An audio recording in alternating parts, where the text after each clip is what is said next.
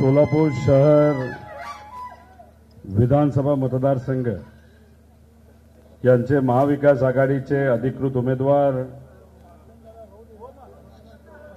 महेशजी कोठे यांच्या प्रचारानिमित्त आपल्या या शहरामध्ये ही सभा घेण्यात आली आणि या सभेसाठी आवर्जून उपस्थित असणारे आणि ते स्वतः सुद्धा महाविकास आघाडीचेच उमेदवार काँग्रेस पक्षामधून ते म्हणजे चेतन भाऊ नरोटे,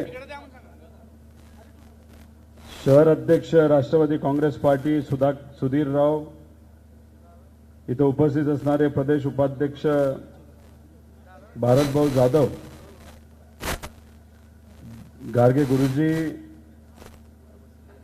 तसंच शहर कार्याध्यक्ष काळे नाना, मनोहर भाऊ सपाटे, शंकर भाऊ पाटील, जनार्दन भाऊ असतील, महेश भाऊ गादेकर असतील, तसंच माजी महापौर नलिनीताई, शहराध्यक्ष महिला सुनीताताई, लताताई फुटाणे असतील, प्रतीक्षाताई चव्हाण, विनोदभाऊ भोसले, प्रशांतभाऊ बाबर, मिलिंदजी गोरे, शहराध्यक्ष युवक राष्ट्रवादी काँग्रेस अक्षय असतील, सरफराज भाऊ शेख असतील, निशान भाऊ असतील, तसंच वारिस भाऊ कुदले, दिनेशजी शिंदे, जावेद भाई असतील, युवराज भाऊ असतील, चंद्रकांत भाऊ पवार,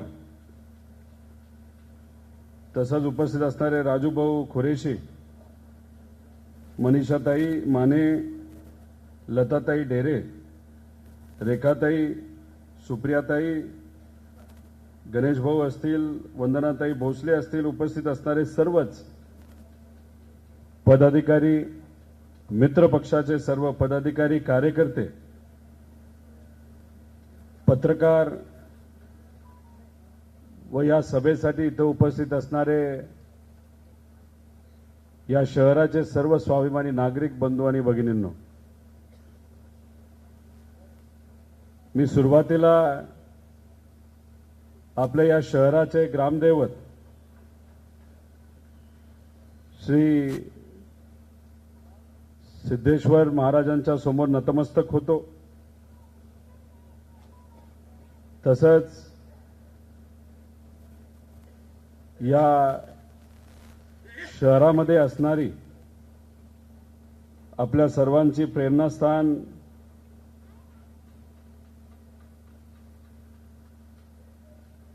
जे आपलं मार्कंडेय मंदिर आहे त्यांच्यासमोर मी नतमस्तक होतो. तसंच इथं जी पवित्र दर्गा आहे व सर्व प्रेरणास्थान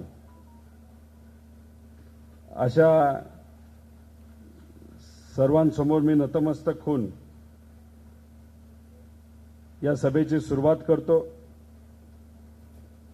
खरं तर या शहरामध्ये अनेक वेळा मी आलेलो आहे. आल्यानंतर इथं असणारे नेते, कार्यकर्ते, पदाधिकारी, सामाजिक कार्यकर्ते या सर्वांशी नेहमी मी संवाद साधलाय.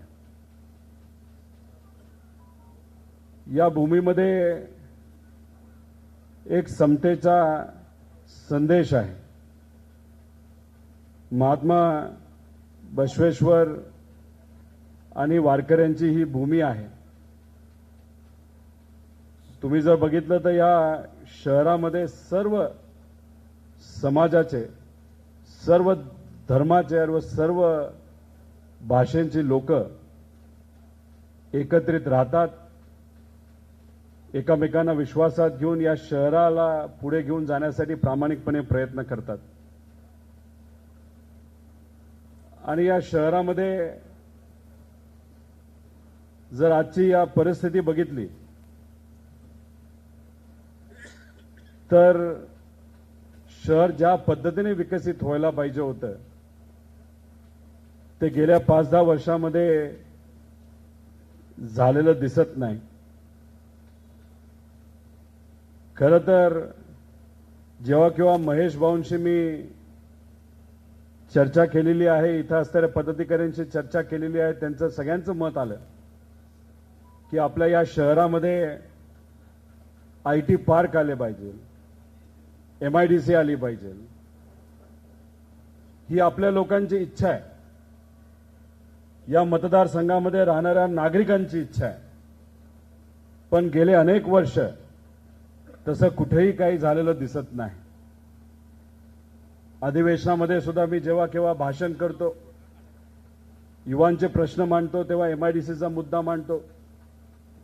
मी अधिवेशनामध्ये सोलापूर शहरामध्ये सुद्धा आयटी पार्क यावं असा मी मुद्दा मांडलेला आहे. फक्त सोलापूरच नाही, अहिल्यानगर असेल, कोल्हापूर असेल, नाशिक, नागपूर हे जे महत्त्वपूर्ण शहर आहेत त्या शहरामध्ये आयटी येणं फार महत्त्वाचं आहे असं मी अधिवेशनामध्ये बोललेलो आहे. त्याचं मुख्य कारण असं आहे की या शहरातले अनेक युवा पुणे, मुंबई, नवी मुंबई, हैदराबाद या भागामध्ये काम करण्यासाठी जातात. खरं तर त्यांची इच्छा नसते, पण इथं पर्याय नाही. त्या सगळ्यांचं मत असतं की आपल्या आईवडिलांबरोबर आपल्याला राहता यावं, आपल्या आजोबांबरोबर राहता यावं. मोठ्या मोठ्या शहरामध्ये जाऊन राहावं लागतं. त्यांना जी मुलं होतात ती त्यांच्याबरोबर शहरामध्ये राहतात. आणि सोलापूर या भागातले जे आजी आजोबा असतात ते आपल्या नातवंडाची वाट बघत बसतात, मुलांची वाट बघत बसतात. खरं तर हे होणं अवघड नाही, फक्त त्यासाठी प्रयत्न आपल्याला करावे लागतील. महेशराव कोठेंनी आयटी पार्क या भागामध्ये आणण्याचा प्रयत्न केला, पण आयटी पार्क आणणं तसं सोपं नसतं. त्याला विविध परवानग्या घ्याव्या लागतात.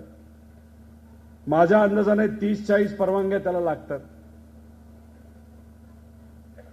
काही चांगले इन्व्हेस्टर त्यांनी गाठले होते. त्याच्याबरोबर मगरपट्टा सिटी असेल, अतुल भाऊ चोरडिया असतील, ज्यांनी पुणे या भागामध्ये 3-3, 4-4 लाख लोकांना तिथं नोकऱ्या दिलेल्या आहेत. असे लोक आता सोलापूरमध्ये येऊन आयटी पार्क करायला इच्छुक आहेत आणि त्यांनी पुढाकार सुद्धा तिथं घेतलेला आहे.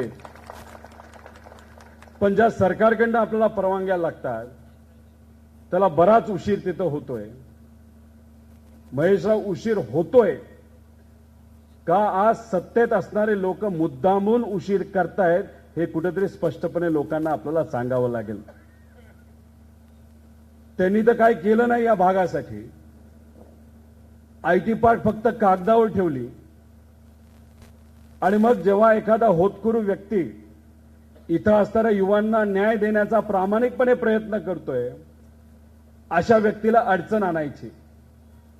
एक इन्व्हेस्टर तुम्ही भेटले होता, ते स्वतः इथं आले होते.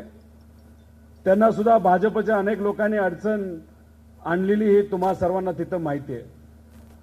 खरं तर युवांनी हे इलेक्शन ताब्यात घेण्याची जरूरत आहे. तुम्ही हातात घेतलं पाहिजे. आणि या परिसरामध्ये आयटी पार्क तर आपलं सरकार 100% 2024 नंतर आणणार म्हणजे आणणार, हे तर काळ्या दगडावरची पांढरी रेष आहेच. पण महेश रावांसारखा एक चांगला उमेदवार हा फक्त उमेदवार न राहता या 2024ला ते सुद्धा 23 तारखेला जेव्हा निकाल लागेल तेव्हा 100% आमदार झाला पाहिजे. यासाठी आपल्या सर्वांना प्रयत्न करायचे. भाजपचे सर्वे सुद्धा हेच सांगतायत की 20 वर्ष भाजपचा जो आमदार इथं आहे ते 20 वर्ष आता संपले, ते परत काय आमदार होणार नाहीत.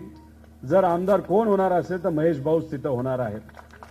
हे भाजपच्या सर्व्हेमध्ये सुद्धा तिथं दाखवलं गेलेलं आहे आणि आपण सुद्धा जे कुठले सर्वे केलेले आहेत त्याच्यामध्ये हेच दिसतंय की आपले महेशराव हे 100% तिथं आमदार होणार आहे. नाहीतर भाजपचे जे आमदार आहेत आता स्वतःला काय म्हणतात मला माहित नाही, पण लोकांनी मला सांगितलं की ते स्वतःहून सांगतात की त्याला मालक म्हणा. आता 20 वर्ष झाले असे जे मालक आहेत ज्यांना फक्त स्वतःच्या मुलाची चिंता लागलेली आहे त्यांना आता घरी बसवलं पाहिजे आणि खऱ्या अर्थाने सेवकाला आता आपल्याला आमदार बनवायची वेळ आलेली आहे. आता हे मालक स्वतःला म्हणतात, पण या शहरासाठी वेगळं काय केलं यांनी? त्यांनी आश्वासन आपल्या सर्वांना दिलं होतं की आम्ही MIDC बनवू, नवीन MIDC करू. केले का नवीन MIDC? जुन्या MIDC मध्ये एखादा नवीन प्रकल्प आणला का यांनी? अहो ह्यांना निर्माण करणं काय माहिती हो, ह्यांना फक्त उद्ध्वस्त करणं माहिती आहे. आपल्याच या तालुक्यामध्ये या भागामध्ये महत्वपूर्ण असणारा जो शुगर फॅक्टरी आहे त्यांची चिमणी मात्र यांनी उद्ध्वस्त केली. एवढंच मात्र यांना जमतं. आता कसं आहे, इथं 2 भाजपचे देशमुख आमदार आहेत, एक इथं आणि एक पलीकडे. या दोघांची मिली बघत आहे. काय करतात? दाखवताना विरोध दाखवतात. आहे एकाच पक्षाचे. आता जेव्हा यांची सत्ता या शहरामध्ये होती महानगरपालिकेमध्ये, स्टँडिंगचा चेअरमन केला गो यांनी. आता तुम्ही म्हणाल काय स्टँडिंगचा चेअरमन नसेल तर काय फरक पडतो? त्याचं एक कारण आहे स्टँडिंगचा चेअरमन नसण्याचं. स्टँडिंगचा जर चेअरमन असला असता तर जे कुठले शहरामध्ये टेंडर झालेत त्याच्यावर चर्चा होऊ शकली असती, पण यांना चर्चाच करायची नव्हती. कारण कदाचित या दोघांना आपापसातलं भांडण दाखवून काय खायचं होतं तर मलिदा खायचा होता, बाकी काय करायचं नव्हतं. काही लोकांना आम्ही भेटलो मध्ये, त्यांनी आम्हाला सांगितलं की या शहरामध्ये विकास कामामध्ये भाजपचे जे कुठले आमदार आहेत त्यांची टक्केवारी किती आहे तर 20 ते 25% आहे. तुम्ही मला सांगा आहे का नाही खरे? आता म्हणजे मालकांचं काय चाललंय तर मलिदा खाणं चाललंय आणि आपण सर्वजण काय अपेक्षा करतो की वेळेवर पाणी मिळावं. या शहरामध्ये जी पूर्वी बस सेवा होती ती परत चालू व्हावी. या शहराला जे वैभव होतं ते परत एकदा वैभव या शहरासाठी यावं. त्यासाठी हे जे आमदार आहेत भाजपचे यांनी काय प्रयत्न केले तो मला असं कळतं की ते मंत्री होते वाटतं. त्यांच्याकडे कुठली कुठली खाती होती? परिवहन खातं. ज्या दिवशी त्यांना परिवहन खातं मिळालं त्याच दिवशी या शहरातली जी बस सेवा आहे ती बंद झाली. अरे एवढी जर ताकद तुमच्याकडे होती, एवढी धमक जर तुमच्याकडे होती, तुमचे नेते जर देवेंद्र फडणवीस साहेब होते तर मग या शहरातली जी बस सेवा बंद झाली ती परत एकदा चालू करता आली असती ना. दुसरं खातं कुठलं होतं? वस्त्र उद्योग. त्यांनी मोठ्या मोठ्या घोषणा केल्या होत्या. काय म्हणाले होते की सोलापूरमध्ये काय आणतो? Garment park. आलं का गारमेंट पार्क? दिसलं का तुम्हाला गारमेंट पार्क? सामान्य व्यक्ती म्हणून आपली सगळ्यांची इच्छा काय असते की हाताला काम आणि पोटाला अन्न मिळालं पाहिजे. आता इथं असणारे जे छोटे मोठे व्यवसाय करणारे लोक आज इथं बसलेत या सभेमध्ये, मला त्यांना विचारायचंय, कदाचित आपण सर्वजण कमी शिकलेलो असलो तरी आपल्या मुलाला आपल्या मुलीला आपण चांगलं शिक्षण दिलेलं आहे, ग्रॅज्युएट केलंय, डबल ग्रॅज्युएट केलेलं आहे. पण असं असताना या युवांना आता हाताला काम आहे का? जे आज भाजपचे आमदार आहे नोकरीबद्दल एक शब्द तरी काढतात का? गारमेंट पार्क आणतो, पण त्या गारमेंट पार्कसाठी यांनी काय केलेत का हो पुढाकार? का इलेक्शन आणायचं आणि खोटं बोलायचं आणि स्वतःला मालक म्हणायचं? अहो तुम्ही स्वतःला मालक म्हणला तरी जनतेची सेवा करण्याची जबाबदारी तुमची होती ना. आमच्या या युवांना हाताला काम द्यायची जबाबदारी होती. पण खोटं बोलून बोलून आता लोकांना त्यांच्यावर विश्वास राहिलेला नाही. काय शब्द दिला होता या शहराला की आपण या शहरामध्ये बसचा काय आणतो म्हणाले होते? बसपोर्ट करतो. केलं का हो बसपोर्ट? दिसतंय का बसपोर्ट कुठं तुम्हाला? स्मार्ट सिटी करतो. अहो हे नेते स्मार्ट झाले पण शहर काय मात्र आपलं स्मार्ट झालेलं नाही. दुर्दैवाने विविध ठिकाणी स्मार्ट सिटीच्या नावाखाली यांनी फक्त भ्रष्टाचार केला, पैसा खाल्ला, बाकी काही केलं नाही. आणि जे शहर आपलं सुंदर होतं ते स्मार्ट सिटीच्या नावाखाली यांनी खऱ्या अर्थाने उद्ध्वस्त केलं असं आपल्याला म्हणायला काय हरकत नाही. फक्त पैसा खायचा, फक्त कुठेतरी लोकांना फसवायचं, युवांना फक्त आश्वासनं द्यायची, माता भगिनींना आश्वासनं द्यायची, बाकी दुसरं काही या व्यक्तीला इथं जमलंय असं आपल्याला म्हणता येणार नाही. त्याच्याबरोबर हे काय करणार होते, बस स्थानकासाठी 300 कोटी रुपये आणणार होते. आणले का 3 कोटी रुपये तरी? अजिबात नाही.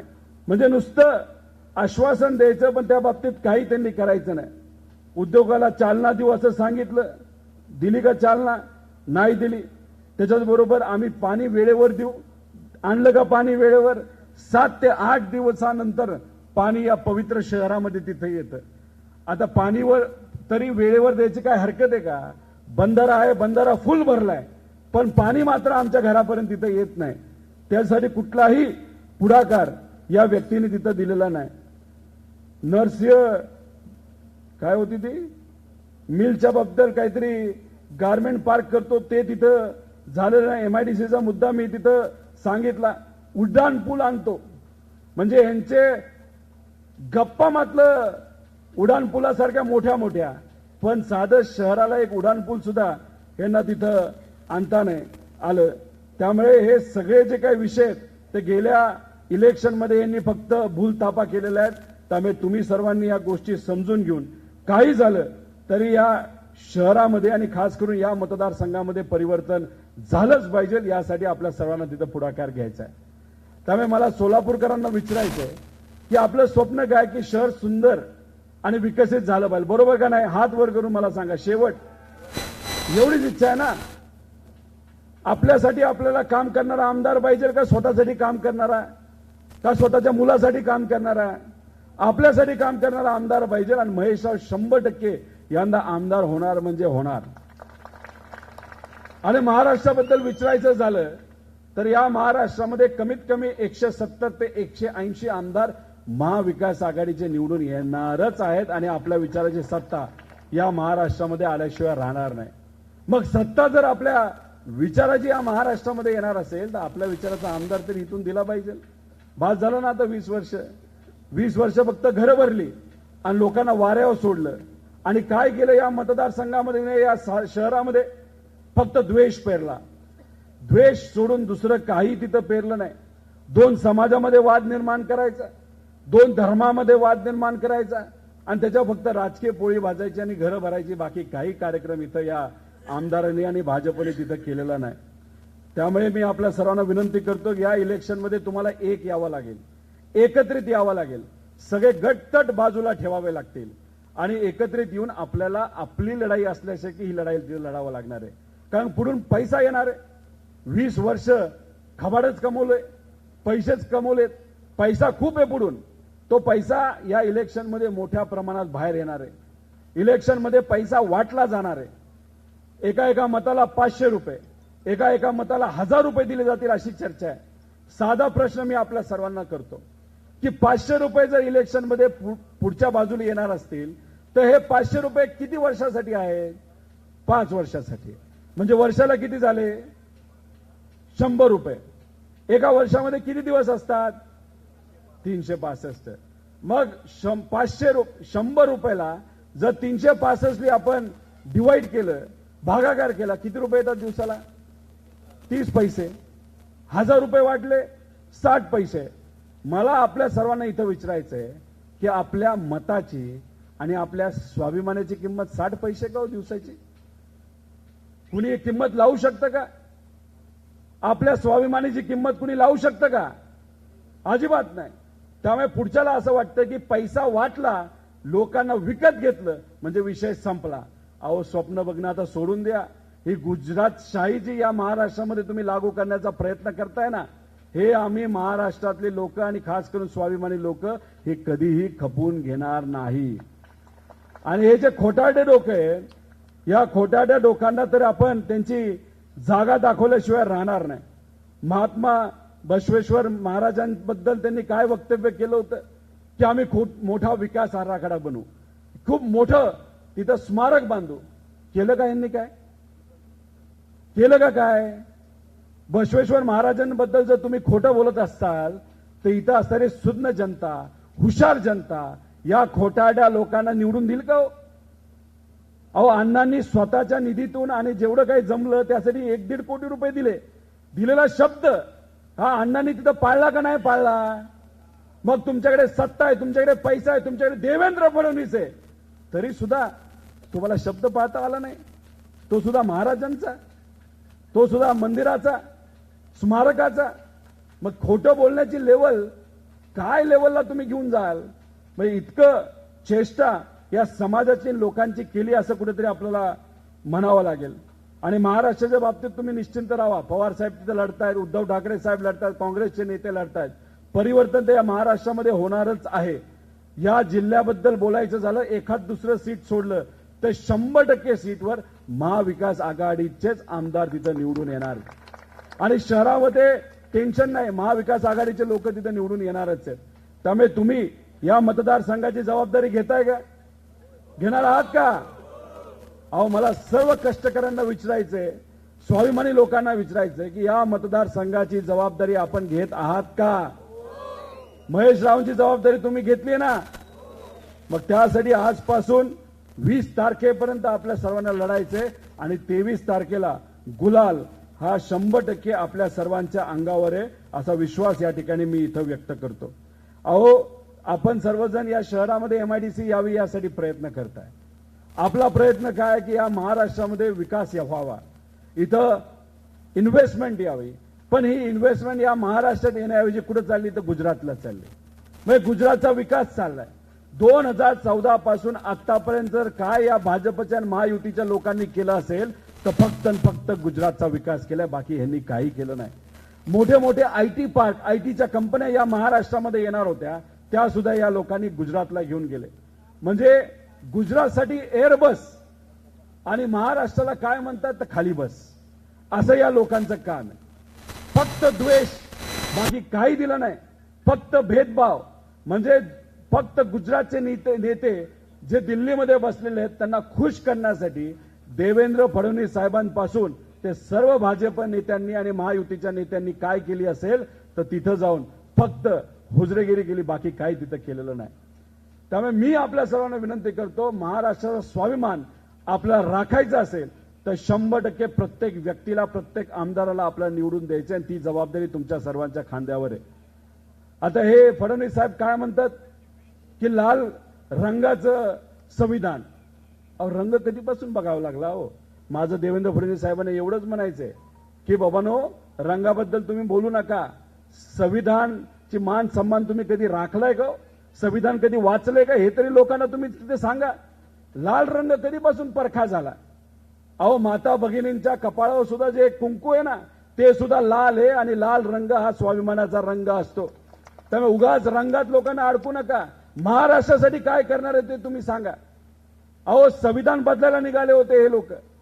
तुम्ही सर्वांनी हे इलेक्शन लोकसभेच्या हातात घेतलं म्हणून ह्या त्या गोष्टी तिथं जमल्या नाहीत. त्यामुळे मी आपल्या सर्वांना मनापासून आभार व्यक्त करतो की या महाराष्ट्राच्या स्वाभिमानी लोकांनी ही जी गुजरातच्याही या महाराष्ट्रामध्ये लागू करण्याचा प्रयत्न काही गुजरातचे नेते करत होते आणि ते त्यांना जमलं नाही. 31 खासदार या महाराष्ट्रामध्ये तुमच्या सर्वांमुळे तिथं निवडून आले.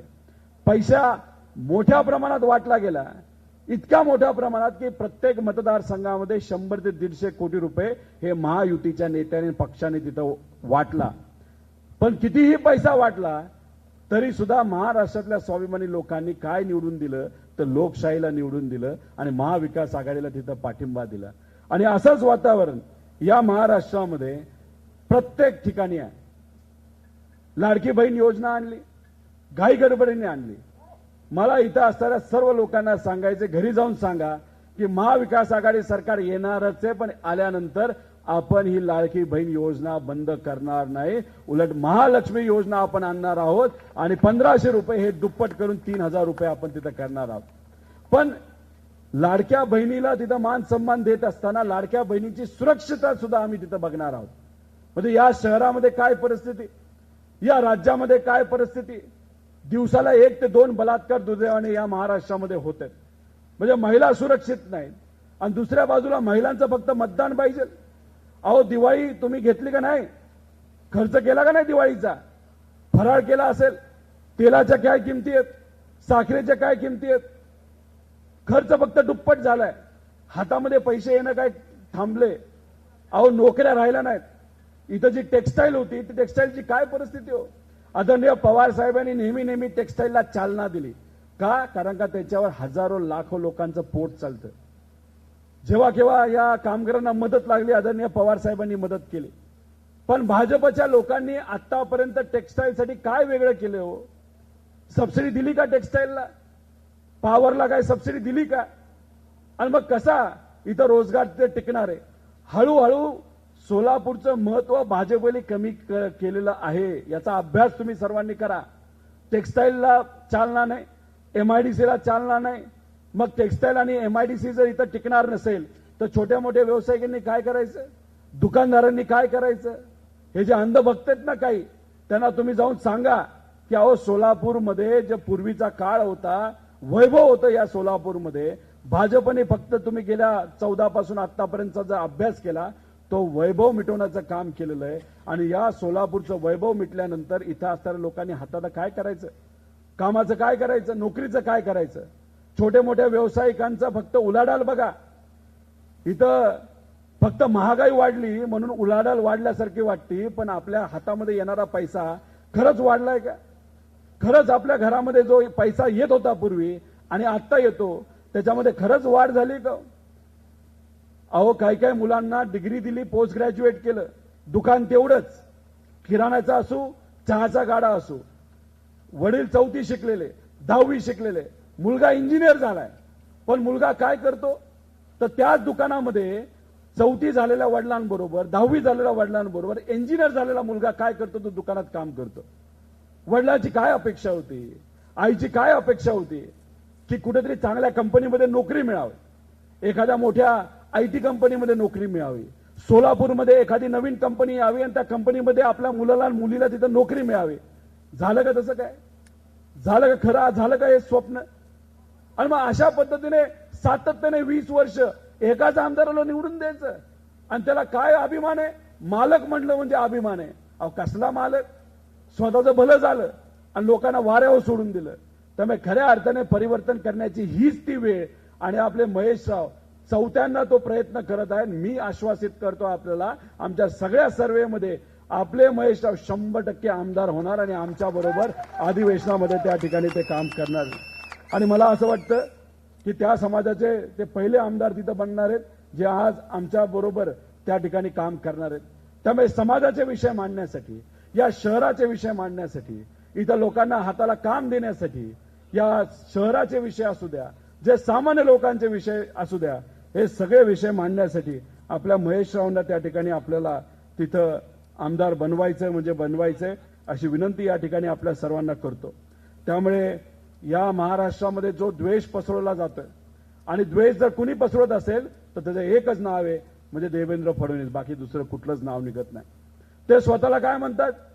ते या नवीन युगाचे अभिमन्यू आहेत. अहो कसलं अभिमन्यू? तुम्ही चक्रव्यूहामध्ये आज जाऊ शकता, पण सामान्य लोकांना चक्रव्यूहातून बाहेर काढू शकता का? अजिबात नाही. महागाईचं चक्रव्यूह बाहेर काढू शकतात का देवेंद्र फडणवीस? अजिबात नाही. बेरोजगारीचे चक्रव्यूह बाहेर काढू शकतात का देवेंद्र फडणवीस? अजिबात नाही. जी काय बेरोजगारी असेल, जी काय महिलांवर अत्याचार होत आहेत, महिलांची असुरक्षितता आहे, नाही तर आज जे काय या महाराष्ट्रामध्ये मोठ्या प्रमाणात प्रशासन असेल जे अकार्यन्वित आहे, याच्यातून तुम्ही लोकांना बाहेर काढू शकता का? नाही काढू शकत. तर देवेंद्र फडणवीस साहेब, तुम्ही या नवीन युगाचे अभिमन्यू मात्र नाहीत, पण तुम्ही नक्कीच या नवीन युगाचे जनरल डायर आहात. तिथं मी जेव्हा मराठवाड्यामध्ये फिरत होतो, लोकांशी चर्चा करत होतो, लोकच आम्हाला म्हणतो जनरल डायर आहेत. मी म्हणलं कसं हो? अहो जालियनवाला बागमध्ये ब्रिटिश काळामध्ये तिथे एक जनरल डायर होता ज्यांनी सामान्य लोकांवर गोळीबार केला, महिलांवर गोळीबार केला, लाठीचार्ज केला. हे आता देवेंद्र फडणवीस नवीन युगाचे आता जनरल डायर झालेत. महाराष्ट्रामध्ये आपण जर बघितलं तर लहान मुलांवर लाठीचार्ज केला, महिलांवर लाठीचार्ज केला, वारकरी संप्रदायावर त्यांनी लाठीचार्ज केला. आणि अशा पद्धतीने हे नवीन युगाचे जनरल डायर जाऊन सगळीकडे भाषण करतात की महाराष्ट्राचा विकास करायचा आहे. 2014 पासून आतापर्यंत काय या महाराष्ट्राचं झालं असेल भाजपच्या काळामध्ये, फक्त वाटोळ झालेलं, बाकी काही नाही, हे मी म्हणत नाही. मोदी साहेबांचा जे काही सांख्यिक विभाग आहे त्यांनी सांगितलेलं आहे की महाराष्ट्राचा विकास हा गेल्या 10 वर्षामध्ये खुंटलेला आहे, मात्र गुजरातचा विकास तिथे झालेला आहे. त्यामुळे ह्या सरकारवर डोळ्यावर काय असेल तर फक्त गुजरातची पट्टी आहे, गुजरातच्या विकासाची पट्टी आहे. महाराष्ट्राचं यांना काही घेणं देणं पडलं नाही. त्यामुळे ही लढाई ही विचाराची लढाई, ही लढाई अस्मितेची लढाई आहे, ही लढाई आपल्याला स्वाभिमानाची लढाई, आणि त्या लढाईमध्ये आपण सर्वजण एकत्रित येऊन लढण्याची जरूरत आहे. त्यामुळे मी जाता जाता आपल्या सर्वांना विनंती करतो की या लढाईमध्ये या आपल्या सेवकाबरोबर तुम्ही सर्वजण आहात का? शेवटपर्यंत हात वर करून सांगा, आम्ही सर्वजण या महेशराव सेवक जे आमचे आहेत, आमच्यासाठी गेल्या अनेक वर्षांमध्ये त्यांनी जे काम केलेलं आहे त्यांच्याबरोबर आम्ही आहोत. हात वर करून सांगा. मग तुम्ही जर हे इलेक्शन हातामध्ये घेत असाल तर टेन्शन नाही, हे इलेक्शन आत्ताच आपण जिंकलेलं आहे, पण ही लढाई मोठी आहे. त्यामुळे याच्यामध्ये शेवटपर्यंत आपल्याला लढा लढायचा आहे, आणि पुढच्या व्यक्तीच्या पायाखालून वाळू घसरलेली आहे. तुम्ही बघा, गेल्या इलेक्शनमध्ये हे महाशय लोकांमध्ये येत होते का हो? प्रचारामध्ये फिरत होते का? घरात बसून प्रचार हे करत होते. आता कसं फिरावं लागतंय? कोणाला घाबरलेत ते तुम्हाला घाबरलेले आहेत. इथं असणाऱ्या स्वाभिमानी जनतेला घाबरलेले आहेत. जे काय खोटे आश्वासनं आतापर्यंत यांनी दिलेले आहेत त्या सगळ्या खोटे आश्वासनं आता लोक त्यांना विचारत आहेत. त्यामुळे आपल्या या वॉर्डामध्ये सुद्धा आले तर त्यांना विचारायचं की जे जे काय तुम्ही खोटी आश्वासनं दिलं त्या सर्व आश्वासनाचं आतापर्यंत काय झालं, ह्या लोकांना तुम्ही हिशोब द्या. आता अतिशय पवित्र अशा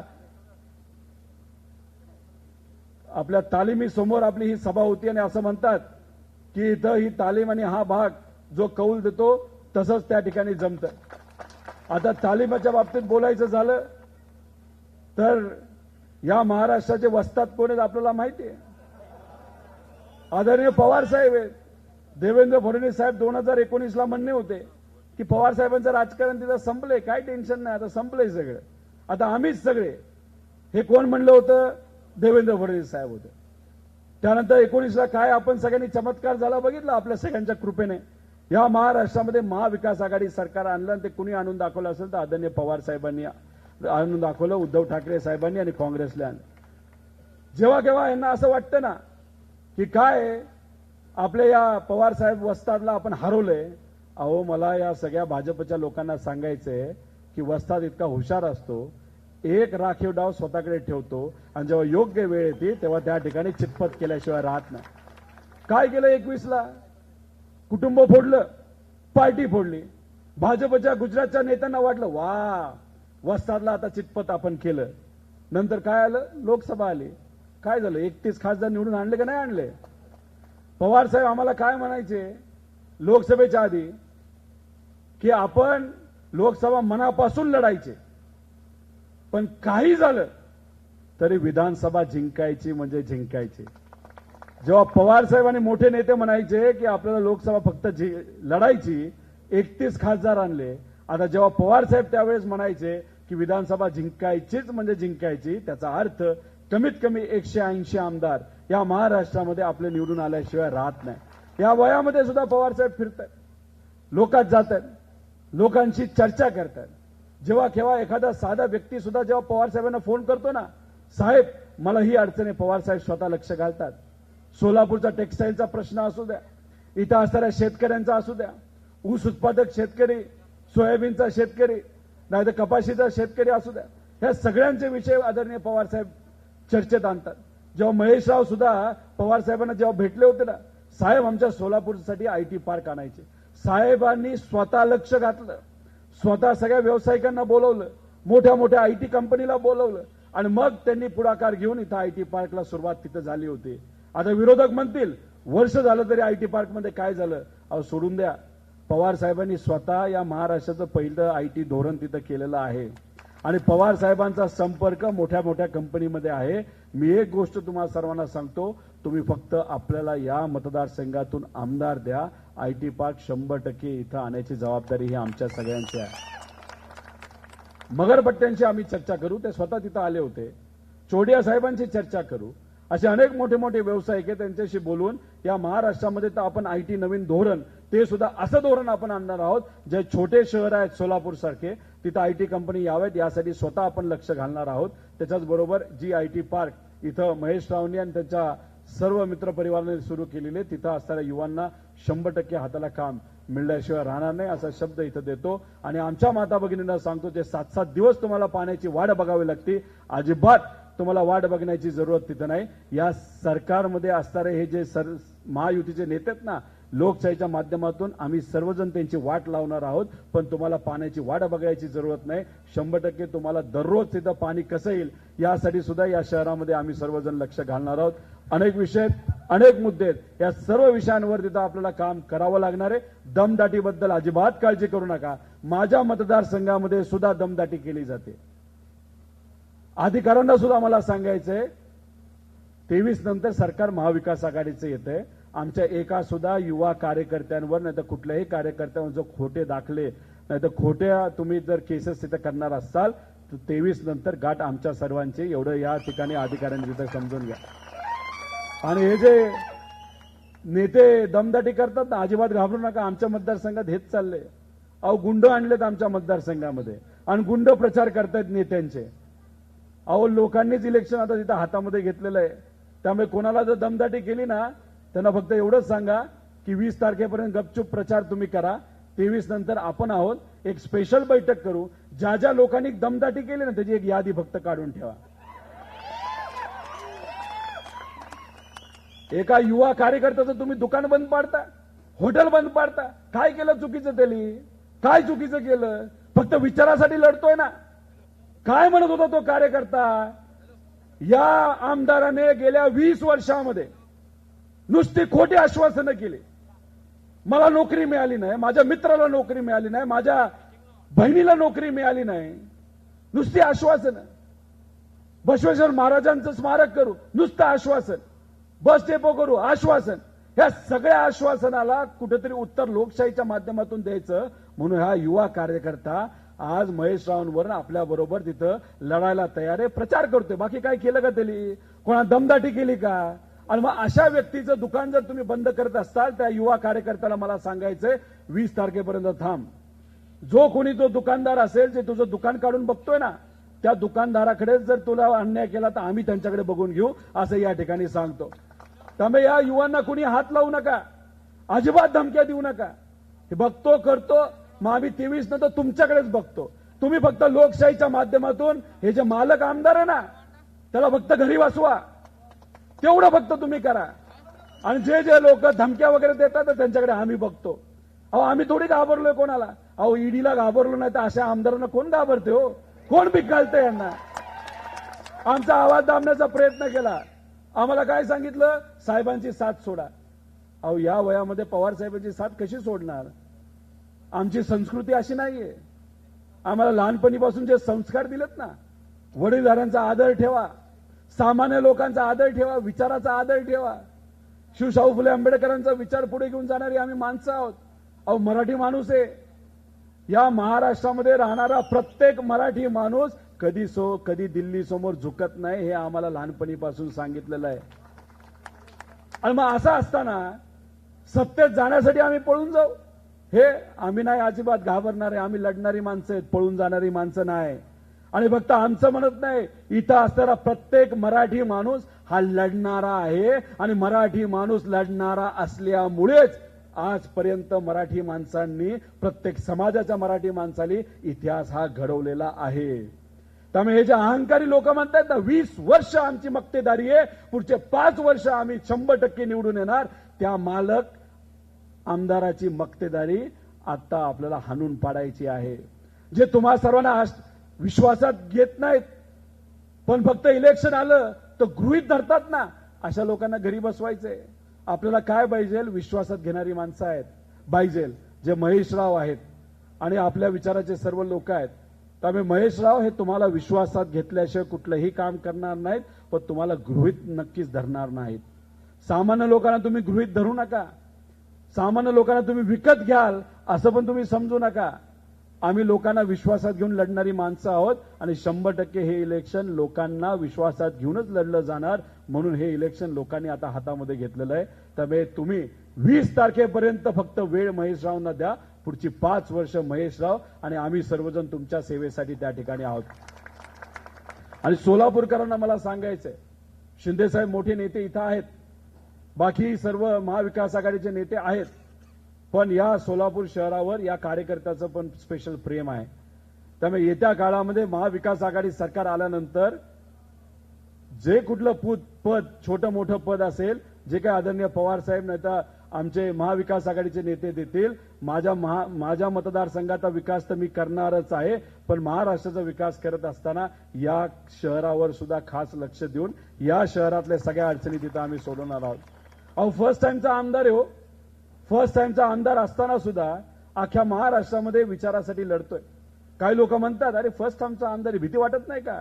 अहो माझ्या मतदारसंघामध्ये असणाऱ्या माझ्या मायबाप जनतेने इलेक्शन हातामध्ये घेतलेलं आहे. माझ्या स्वाभिमानी कार्यकर्ते आणि निष्ठावंत पदाधिकारी इलेक्शन हातामध्ये घेतलंय आणि त्यांनी सांगितलेलं आहे तुम्ही मतदारसंघाची काळजी तुम्ही करू नका, आम्ही आपल्या मतदारसंघामध्ये लक्ष देऊ आणि 100% गेल्या वेळेसपेक्षा जास्त लीडली तुम्हाला आम्ही निवडून देऊ असं तिथे असणाऱ्या लोकांनी मला आश्वासित केलंय.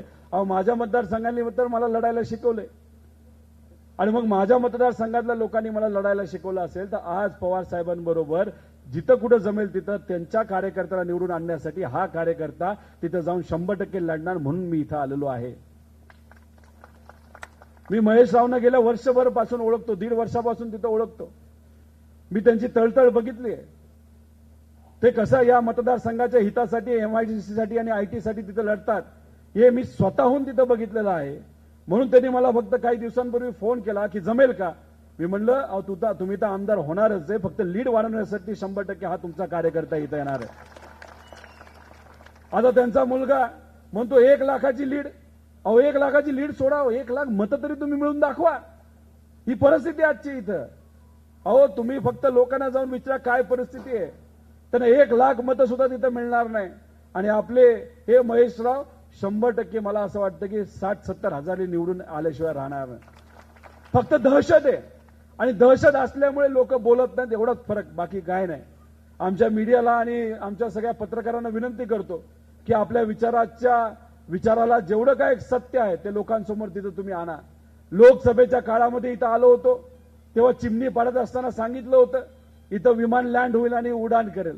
मला माहित नाही की जेव्हा मोदी साहेब इथं आले होते ते विमानाने आले होते की हेलिकॉप्टरने आले होते, कशाने आले होते? हेलिकॉप्टरने आले होते. अहो त्यांचंच विमान जर लँड होत नसेल तर सामान्य लोकांचं विमान कधी टेक ऑफ व्हायचं? ह्यांचं भलं झालंय, घरात सगळं टेक ऑफ झाले, पण आपले लोक मात्र जमिनीवरच आहेत. त्यामुळे काय सांगितलं होतं की चिमणी का पाडली, शेतकऱ्यांचं आणि या शहराचं का नुकसान केलं? आपल्याला टेक ऑफ आणि लँड करायचे विमान. झालं का? गेल्या 6 महिन्यामध्ये फेऱ्या वाढल्या का विमानाच्या? का तुम्ही खोटं बोलताय? अहो एवढा खोटं बोलणारा जर मालक आमदार असेल त्याला जागा दाखवायची का नाही दाखवायची? नाही तर काय 20 वर्ष सवय झाली आम्हाला, कमळ दिसतंय आम्ही फक्त बटन दाबतोय. अरे कमळाबाईनी तर अक्षरशः वाट लावली आपली, सांगतो तुम्हाला, अक्षरशः वाट लावली. हे सगळं कुठेतरी समजून घ्या. कशाला अंधभक्त व्हायचं? कसं या महाराष्ट्राची वाट लावली, कसं या शहराची वाट लावली याचा तर अभ्यास तुम्ही करा आणि लोकांना सुद्धा जाऊन सांगा. सोशल मीडियाच्या सर्व कार्यकर्त्यांना मला सांगायचंय कसं हा आमदार खोटं बोललाय लोकांपर्यंत घेऊन जावा. सगळ्या माता भगिनींना मला सांगायचंय लाडकी बहीण योजना या सरकारने आणली असली तरी आपण त्याच्यापेक्षा डबल ताकदीने योजना तिथं आणणार आहोत, हे जाऊन माता भगिनींना सांगा. सर्व समाजांना जाऊन सांगा कसा द्वेष पसरवला जातोय, कसा तिथं 2 जाती धर्मामध्ये तिथं वाद निर्माण केला जातोय. एकत्रित येण्याची खऱ्या अर्थाने वेळ आली. अहो पवित्र भूमी आहे ही. इथं आजपर्यंतचा इतिहास जर तुम्ही सर्वांनी बघितला, सर्व धर्माचे, सर्व जातीचे, सर्व भाषेचे लोक एकत्रित राहतात आणि त्यांचं फक्त एकच स्वप्न आहे की आमचं घर जसं सुंदर आहे तसं आमचं शहर सुद्धा सुंदर झालं पाहिजे, आमचं शहर सुद्धा विकसित झालं पाहिजे, आमच्या युवांना पुढच्या पिढीला इथलं हितच काम मिळालं पाहिजे. आणि हे काम भाजपने आतापर्यंत करून दाखवलेलं नाही. त्यामुळे मी आता आपल्या सर्वांना इथं विनंती करतो, एक संधी तुम्ही देऊन बघा. ती संधी दिल्यानंतर संधीचं सोनं महेशराव सुद्धा तिथं केल्याशिवाय राहणार नाही आणि आम्ही सुद्धा महेशरावांच्या पाठीमागे भक्कमपणे तिथं उभं राहणार आहोत. त्यामुळे कार्यकर्ते पदाधिकारी आपल्या विचाराचे पक्षाचे आपण जे काम करतोय ते चांगलं काम करतोय, पण अजून ताकद लावण्याची तिथे जरूरत आहे. सर्व पदाधिकाऱ्यांना मला विनंती करायची की पेरेंट असो, युवक असो, नाही तर युवती असो, नाही तर आमचे महिला असो, की अजून जे आतापर्यंत जे काम करताय ते करताय, चांगली गोष्ट आहे, पण अजून जास्त ताकदीने आपल्याला पळण्याची जरूरत आहे. भाषणामध्ये कोणीतरी सांगितलं शिवसेना काम करत नाही, अजिबात नाही. उद्धव ठाकरे साहेब पुढच्या 5-6 दिवसामध्ये इथे येणार आहेत. त्यांच्या पदाधिकाऱ्यांना ते घेऊन बसणार आहेत आणि काम करतील, ते काही अडचण नाही. मी सुद्धा ते पदाधिकाऱ्यांना बोललोय, त्यांनी मला सांगितलं, आश्वासित केलंय, अजिबात नाही. आम्हाला उद्धव ठाकरे साहेबांचा आदेश आहे, अख्ख्या महाराष्ट्रातल्या शिवसेनेला आदेश आहे, काही झालं तरी महाविकास आघाडी धर्म हा पाळायचा म्हणजे पाळायचा. जो खरा शिवसैनिक असतो तो महाविकास आघाडीचा धर्म त्या ठिकाणी पाळणार म्हणजे पाळणार. आणि उद्या परवापासून ते प्रचारामध्ये आलेले आपल्या सगळ्यांना तिथं बघायला मिळतील. त्यामुळे आज आपण सर्वजण विचाराची लढाई लढतोय. त्यामुळे जाता जाता एकच की महेश रावना आमदार झालेलं बघायचे का? नक्की ना? नक्की का? आणि 5-10 हजाराच्या लीडने नाही, कमीत कमी 50-60 हजाराच्या लीडले आपल्याला त्यांना निवडून द्यायचंय.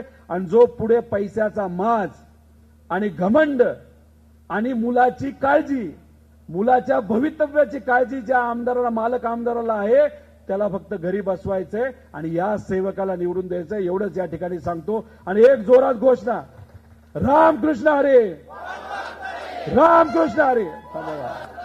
हात वर करून रामकृष्ण हरी, रामकृष्ण हरी. पवार साहेब आप आगे बढ़ो, महाविकास आघाडीचा.